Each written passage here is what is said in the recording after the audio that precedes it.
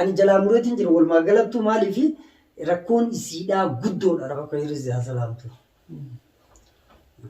Guyyaa sadii bar bishaan dheebuu waa hundi beelaa fi dadhabamuu turte mana maariyaan fidee jira nama kana waliin wal barsiisa. Kanas kana waliin jireenya nagaa fataa itti jiraattu ustee maalaa soitoo waan dhugaate kun rakkoon isii rakkoo furmaata hin qabne dhiisi wal beeyne nama gaarii akkam seeta amala irraanfadhu balaa jila kana fiddee waa meeqa yaadaan bisiis gootee guyyaa meeqa qoonqoon si azabdee Bukaara keessatti dukkana keessatti laasan ajjeefsee jirti wanni qoonqoo kana raasan hin jiru ana akka nama duutti namoo akka biifaati haalli isaati saddaa qorachuun jabeenya gaariidhaa biifadaa. Assalamu alaikum warahmatullahi wabarakatuh. Jirtu daawwattoota hordoftoota numaaf miidiyaa shama kan jirtan bakkuma jirtan nageenyi rabbi guddaa isin bira haa jiraatu isin jecha arraas deebinee jirra maali walitti deebinee jechuun keessan hafa hin qabu jechuudha. Alhamdulillah galanna kan rabbii guddaati daadarkaa haala keessa seenessan hunda keessa gargaarsa rabbiiti. Rabbii guddaan na gargaaree keessaa bahee arra kunoo arra gahee jira jechuu barbaadeeti. Kanaaf daawwattoota hordoftoota numaaf miidiyaa maal jechuu barbaadeeti inshallah sinni rabbiitiin haalli hundi ni dhufanii dhumataasi warroonni naaf yaaddu ittan hundi keessanuu galatooma isiniin jecha warri immoo akkas ta'uun kiyyaa akkas ta'uun kiyyaa gammachiisuusi waan isiniin jiru hin qabanii galatoomumaan isiniin ja'a itti aansuudhaan bakka sanii akkaataan itti bahee guddaan tokko silaa inuun bahu haala jiru keessatti waan silaa waan badee isinis quba qabdu anilleen sirriitti quba qabaa jechuudha. Namoota biyya keessa jiru keessatti orma aariidhaan mucaa dhahee san booda immoo warri fira aaliin hundi bakka sanitti namarsanii hanga na nyaatuutti gahan jechuudha. Walumaa galattuu na nyaatuu hin dandeenye wanni rabbiin keessa hin jirre takka illee tataatu hin jirtu. Isallee irraa oolee hafeetiin as ga'ee jira. Galanni kan rabbii guddaati. Akkaataan itti bees waa hedduudha. Gaa mucaa saaknaas waan barbaachisaa ta'u hunda waan godhamuu qabu hunda goonee fi sanirraan kan hafe immoo namoonni wajjiin hojjechaa jirus ni jiranii namoota kana waliin tinnisa godhanii haala dadaa nagayatti deebisuudhaan ka isaan na kukkutuuf deeman rabbi lubbuu na baasee kun warra gaheetiin jira isaniin jechuu barbaadaa jechuudha. Baga gammaddan baga walumaanuu gammanne guyyaarraa ni nafasseeni anis isinillee yaaddoo ana caalaa ni qabdan jeetiin amana kanaafi ammaas irra deebi'ee baga gammaddan baga gammanne isiniin jechuu barbaadaa jechuudha. Alhamdulillah galanna kan rabbii guddaati.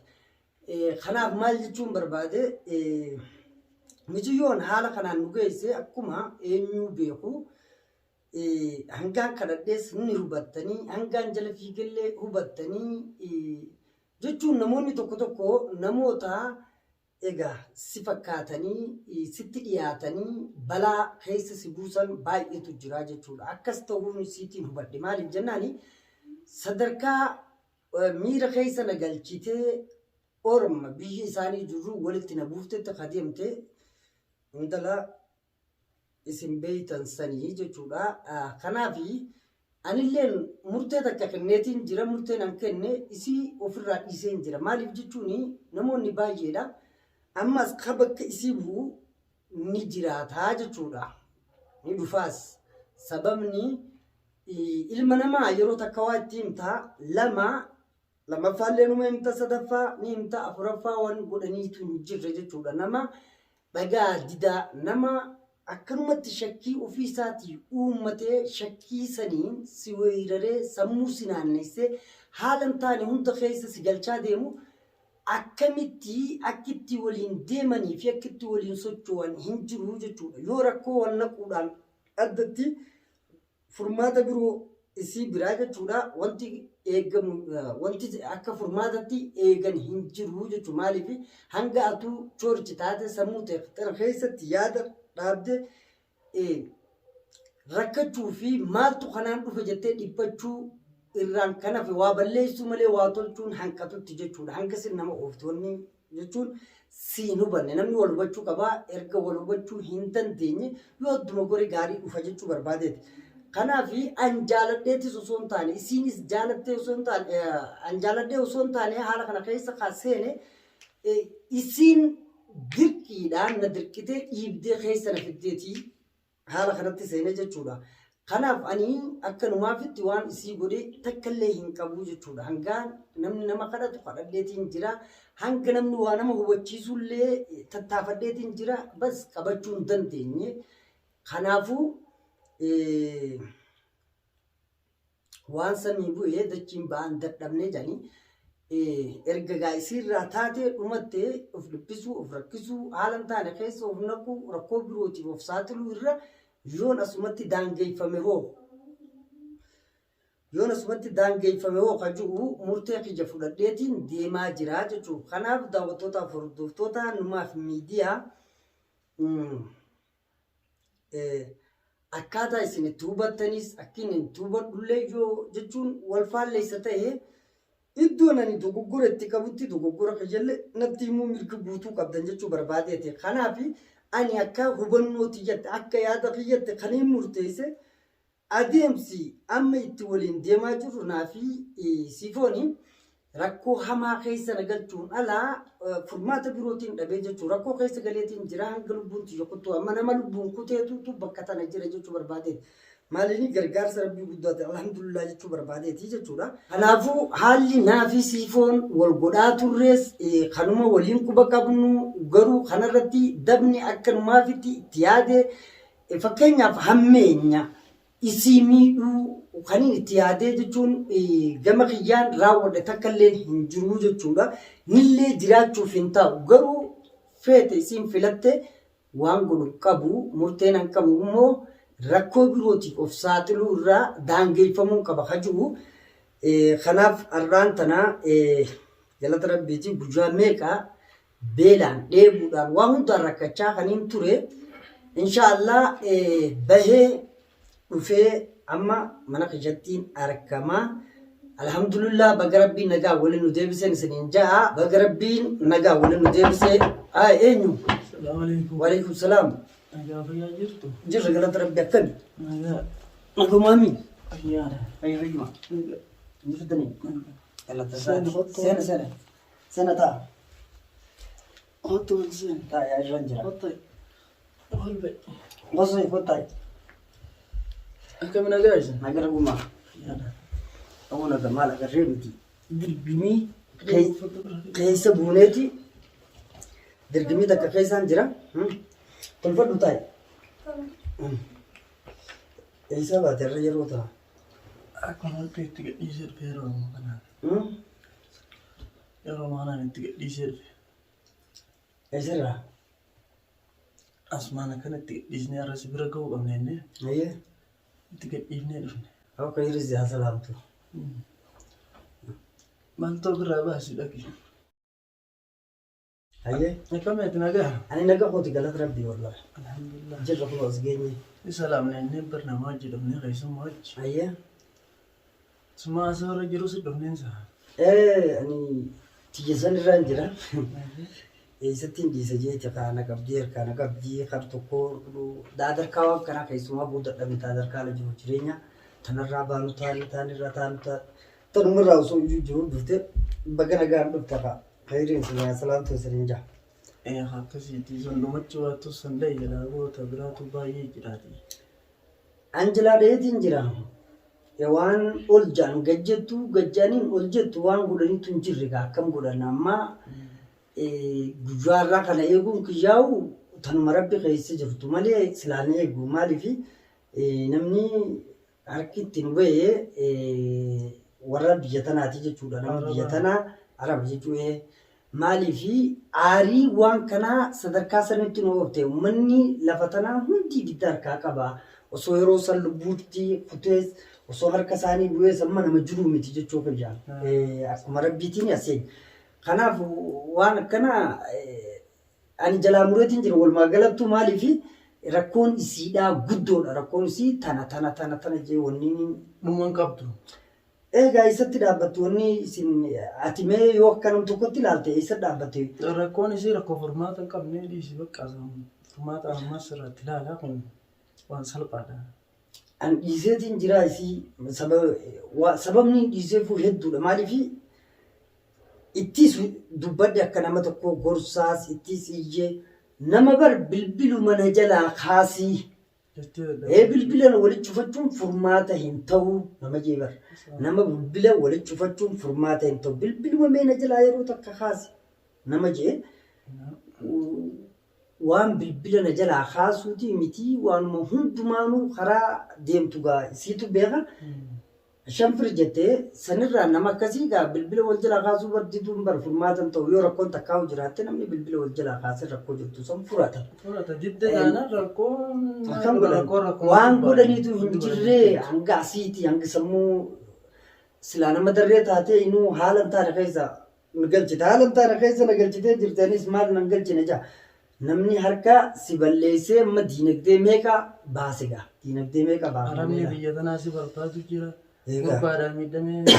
Rakkoo hedduu keessa deemu jira rabbumaan nu gargaaru. Kun hundi sababa isiiti jechuudha. Tanaa anjala mureetiin jira. Ammas namni ni jira inshaallah. Barbaachisaa taanaanii isuma jiruun godhadha malee waan tana waliin yeroo gudduu fi yeroo dheertu. Jiru wanti sanii wajji yeroo dheertuu gudduu fi wanni mashaakila namaa wajji walitti buusu jiru. Namni baay'ee jira. Alaas nama baay'ee jira walii wal bartaa waliin jiraata nagaan wanni takkilee nuun jiru. Inni dhugaadha. Anis sanumaan filadhe maaliif bas nan baaftu waan nama baasaati nama baafti jedhanii itti namni deema beekte amma akka nan baafne sarkee waanuma hundaanuu bar namni yeroo walitti dhufu waa hedduu taphataa beeka. Tapha hedduu taphata maaliif jennaan haala jiruuf jireenyaa keessatti ejjennoo kaayyoo fuula duraafis waan jiru ulaagaa jechuun ilmi namaa jiruuf jireenya gaaddisa ta'ee ijaarsaaf wal barbaadu waa hedduu walii lafa kaata. Wanti hundi nama aglii qabu biratti namni bara yeroo takkaa'u jechuun arraba bilkan wal dhaha. Garuu walumaan deebi'anii sooratanii akkasii miidha. Namni haala jiruuf jireenya keessatti walitti bu'insa ni jira. Garuu walitti bu'insa jiru kana maaltutu nama kana irraa laaffisa. Fakkeenyaaf namni haala jiruuf jireenya keessa namni waa yaadu jireenya keessatti anaa fi ati wajjin jiraanne yoo jiraanne kana keessatti bakka ati na biraa qabdu faatu jira beeka. Gochaanis haa ta'u jechaanis. Ani yeroo walitti buunee hammeenya birootii deemnu immoo isa sayyaadadhee of tasgabbeessuun dirqama irratti ta'a jechuudha. Namoonni yoo aglii akkasii qaban akkas godhu yoo aglii akkasii hin qabne eessa jirti tasgabbiin ibiddatti wal oofuudha. Ibidda keessa seenee gaanii maan taraa bu'aa nu baase. Hundaafuu koo afaan isiin waan siitiin haa kottu taphuttees waan siitiin haa kottu. Akbaara jadiidhaan si qaba saayiba kiyya kun wajjin wal bari. Hayyoo wal barra rakkoon qabu amma isinittu dabreetiin jira afaan illee isin goggoise bishaan illee hora.